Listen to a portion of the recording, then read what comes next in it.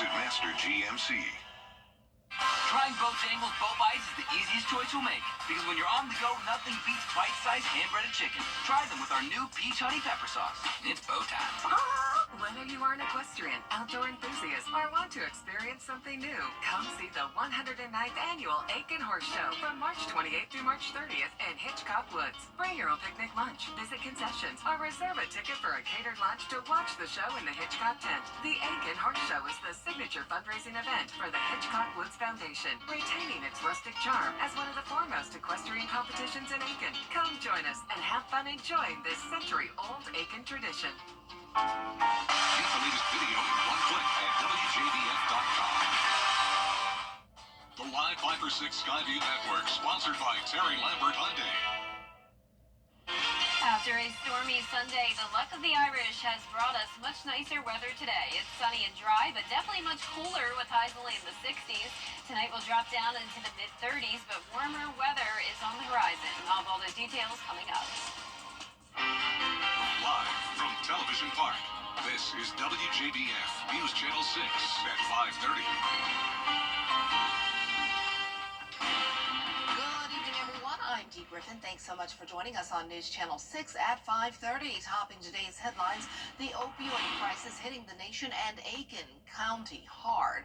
A new plan called the Opioid Abatement Community Action Plan focuses on expanding treatment, prevention, and recovery programs.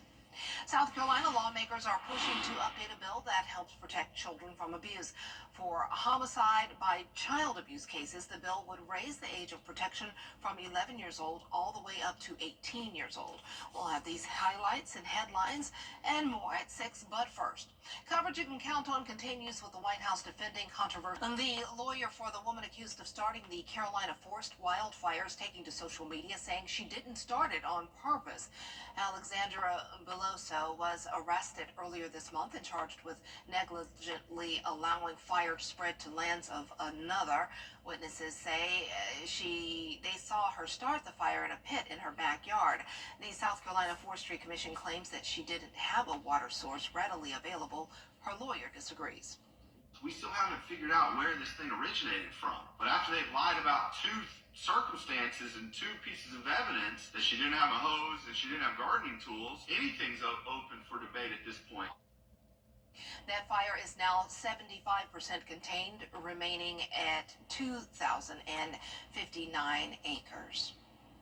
Sunday's storm damaged a city in northwest Georgia. Cleanup is underway in Dallas, Georgia, after the massive storm cut a deadly path through the mid-Atlantic and the southeast early Sunday morning. The storm took down trees and left a lot of debris behind. Storms in western part of North Carolina killed 2 children after a tree fell on their home. Officials say it happened early yesterday morning in the city of Brevard as a strong line of storms moved through the area. Fire rescue crews were called to the home just after 3:30 in the morning. They say there was a 3-foot wide tree uprooted and had fallen on the trailer, trapping 2 children in their bedroom. They saw a single wide trailer that had, for lack of a better term, been cut in half with a tree.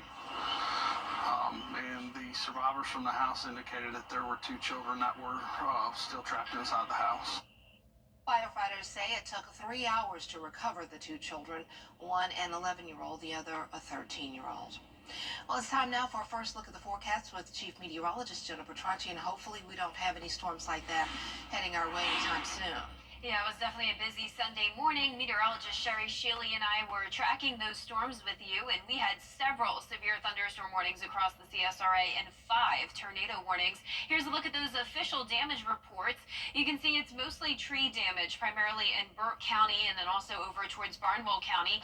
We also had a swath of around 2 to 4 inches of rain over just a short period of time, and that led to some flooding down there in far southwestern Burke County as well.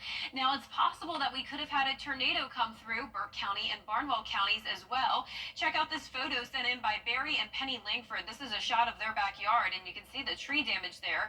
This is around the Sweetwater community near Snelling in Barnwell County. Now, it's not official yet that a tornado touched down, but we did have that rotation around 7:15 a.m. right around Snelling where this photo was taken, and this actually started back across the border in Burke County. This was 7:08 a.m. and then it crossed into Barnwell County. Now, it's possible possible we could have had 2 tornado touchdowns. If we did, they were likely very weak, around an EF0. The National Weather Service is currently out surveying that damage, and we will keep you updated. But right now on our Terry Lambert Hyundai Skyview cam, beautiful blue skies for this St. Patrick's Day. It's breezy, winds coming out of the northwest up to around 15 miles per hour, and it's around 15 degrees cooler than yesterday, so no more 80s for now. We're back down into those middle 60s, so definitely some heat relief, but it is going to be warming up again soon. High pressure's in control. That's going to keep us sunny and dry. For the rest of your evening, we'll be down to the low 50s, and we could even see some patchy frost development tomorrow morning. I'll have all those details, plus a look at your first day of spring forecast coming up. Back to you, Dee. All right, thanks so much.